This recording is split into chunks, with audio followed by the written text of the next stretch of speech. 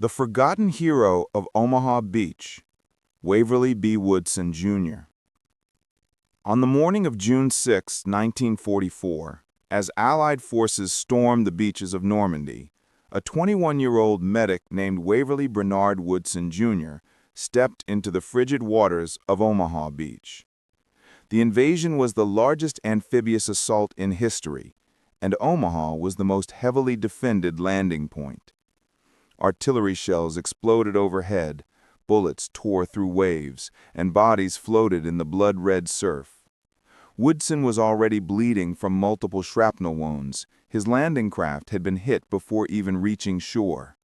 The man beside him was dead, and his own legs, back, and hip had been lacerated.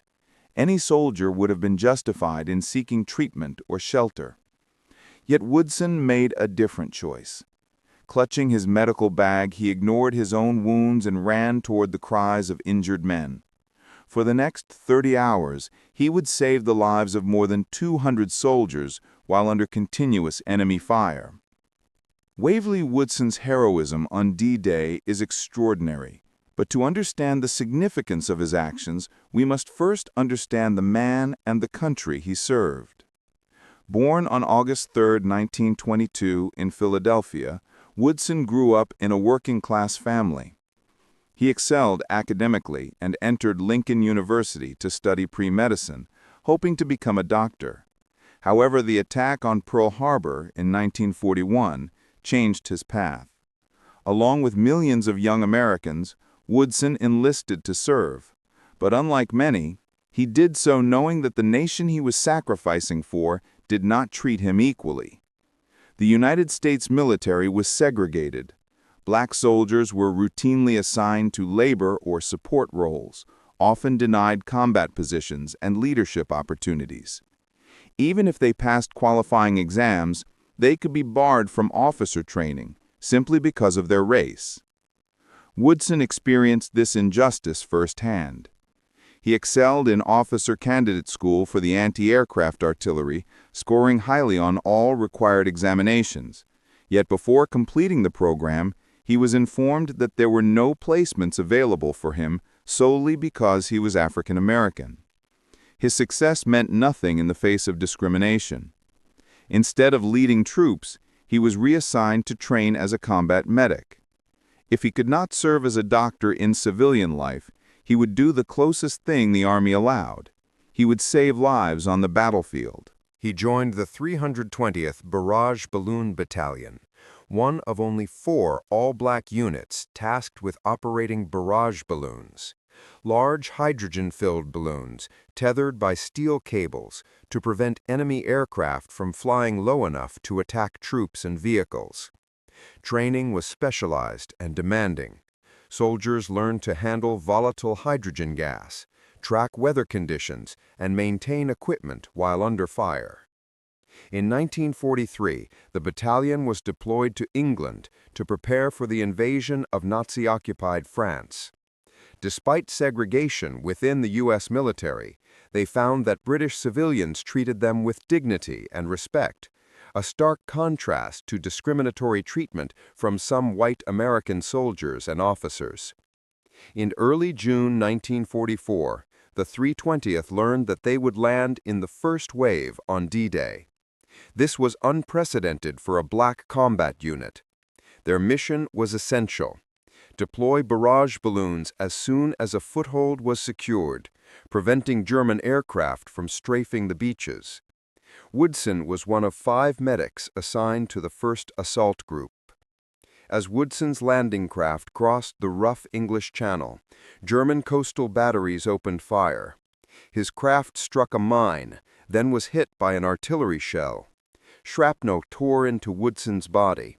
Many sailors aboard were killed instantly. By the time he waded ashore, he was losing blood and barely able to move. Yet rather than collapsing, Woodson began treating the wounded around him. German machine gun positions on the bluffs above poured fire onto the beach. Mortar rounds shook the ground. Men drowned under the weight of their own gear. Woodson dragged several of those drowning soldiers out of the surf, risking his life each time he re-entered waist-deep water swept with machine gun fire. As casualties mounted, Woodson established a makeshift aid station in a bomb crater. There, he worked tirelessly, stopping arterial bleeding, setting broken limbs, administering morphine, and performing battlefield surgery. In one case, he amputated a soldier's shattered leg, saving the man's life. The work was relentless. He treated men of every rank, every race, every background. He did not stop for food, rest, or relief. His uniform became soaked with his own blood. He continued anyway. After 30 hours, his body finally failed him. He collapsed from shock and blood loss and was evacuated for medical treatment. Those who treated him were astonished that he had survived his wounds, let alone remained functional while saving so many others. Once he healed, Woodson made another remarkable decision. He requested to return to his unit in France. Though he had every right to return home, he chose instead to rejoin his fellow soldiers. The 320th Barrage Balloon Battalion continued to serve heroically throughout the Normandy campaign. Their balloons forced German pilots to fly higher, reducing the accuracy of their attacks and helping protect Allied advances inland. Their contribution was acknowledged even by General Dwight Eisenhower, who praised their skill and bravery. Yet despite the battalion's success, the injustice of racism remained.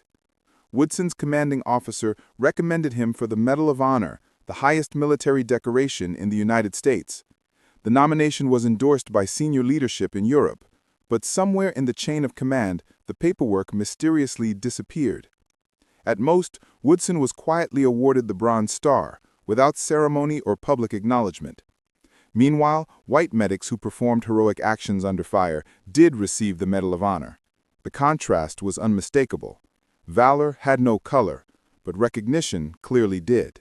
After the war, Woodson completed his education using the GI Bill.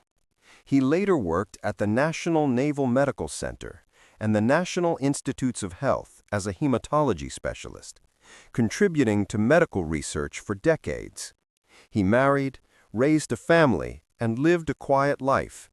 He rarely spoke of Omaha Beach, not because he had forgotten, but because he believed that doing the right thing was simply his duty. Waverly Woodson died in 2005, still without the honor he earned. Historians, legislators, and military advocates continue to fight for the recognition he was denied.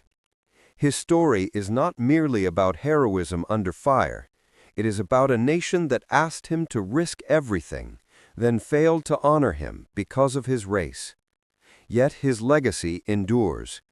On Omaha Beach, in the blood-stained surf and smoke-filled air, Waverly Woodson proved that courage is not granted by rank, race, or recognition. It is revealed in the moment a person chooses duty over fear, sacrifice over self, and humanity over hatred. He saved lives on D-Day. He saved lives for the rest of his life.